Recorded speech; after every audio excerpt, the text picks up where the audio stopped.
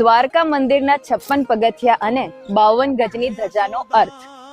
દ્વારકા મંદિરના જે 56 પગથિયા છે એની 3-4 માન્યતાઓ રહેલી છે, જે પૈકી એક સુપ્રસિદ્ધ માન્યતા એ છે કે પ્રભુ શ્રી કૃષ્ણના સમયમાં યદુવંશ ખૂબ જ વિશાળ હતો, એટલે સંચાલન કરવામાં આસાની રહે એ માટે એને 52 પ્રાંતમાં વિભાજિત કરેલા હતા, જેના 4 મુખ્ય દેવતા, એક પ્રભુ શ્રી કૃષ્ણ, બલરામ, પ્રદ્યુમ્ન અને અનિરુદ્ધ, એટલે 52 પ્રાંત પ્લસ 4 દેવતા મળીને 56 પગથિયાનું પ્રતીક છે.